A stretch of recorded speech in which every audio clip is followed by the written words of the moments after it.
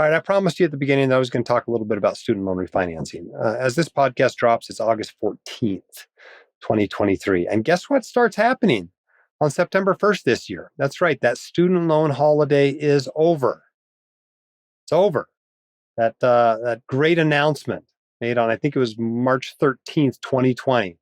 President Trump gets up there in front of the White House, declares everything an emergency, and says student loan are going to 0% and no payments. And it's been that way for 3.5 years. You don't owe a dollar more than you did before in federal student loans. And you haven't had to make a payment for 3.5 years. Well, that all goes away September 1st. Starting September 1st, the interest starts accumulating again. And within a month or so after that, you're going to have to start making your first payment again. And so that means it's time to be thinking about your student loan plan. A lot of you have been thinking about your student loan plan. Our sponsor for this episode, studentloanadvice.com, has booked a lot of consults for this late summer and early fall. They're talking to all kinds of people about their student loans and getting plans in place. So check them out if you have a complicated situation and you need some help putting together your student loan plan. They will help you. Many of you don't have a complicated situation, right? You've just been waiting until the holiday ends to implement your plan.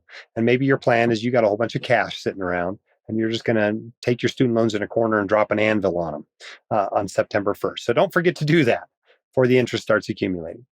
Others of you have been waiting to refinance. You knew that refinancing was right, and you made a decision a year or two ago that you'd take 0% for a little bit longer, as long as it went, instead of refinancing to 2 or 3%.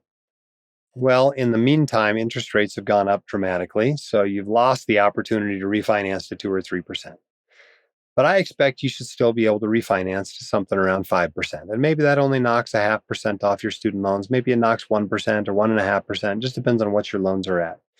But if you're going to be paying them back and you don't need the protections of the federal system, the federal student loan system, you're not going for PSLF, you're not going for some IDR taxable forgiveness in 20 or 25 years, and you can get a lower rate, you should refinance.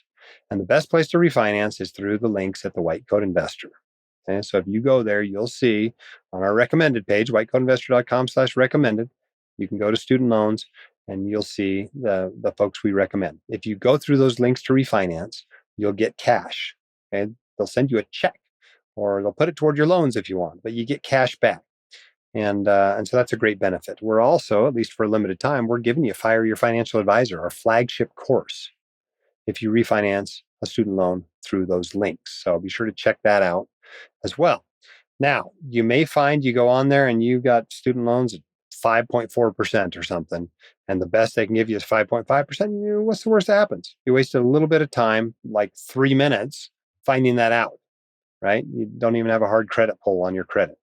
But you know what? You might also find out that you qualify for 4.75 or something like that. So you can't know unless you actually check on there and go through 3 or 4 or 5 of these and see what rate they're going to give you. Now, a lot of you had something way worse than 5.5%, right? Maybe you have 6.8%. Maybe you got 7.8%.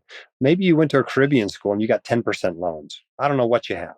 But if you can get a lower rate and you're not, going for PSLF or some other, federal student loan forgiveness plan, you ought to refinance your loans. It will save you money. You can make the same payments and more of it will go to principal. You'll just be out of debt sooner. But this is your warning. Don't say nobody ever told you that it's time to do something about your student loans again. This fall is the time.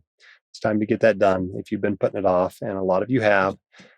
Don't focus on the payments, right? A lot of you are like, well, they're still using my 2019 income to determine my payments, okay? Payments don't matter so much. I mean, in repay and save, the payments do matter because it means less is accumulating, but still, it doesn't help you to pay back your student loans just to have a low payment. In a lot of cases, it makes it harder because loans are going up in, the loan balance is going up. So get the stuff taken care of. Know what's going on. If you're one of those who's had your head in the sand, ignoring it, pour yourself a stiff drink, sit down at the dining room table with your partner, if applicable, actually write down what you owe, how much, what the interest rates are, what the payments are. Let's get on top of this. It's time to get it done. The hosts of the White Coat Investor are not licensed accountants, attorneys, or financial advisors. This podcast is for your entertainment and information only. It should not be considered professional or personalized financial advice. You should consult the appropriate professional for specific advice relating to your situation.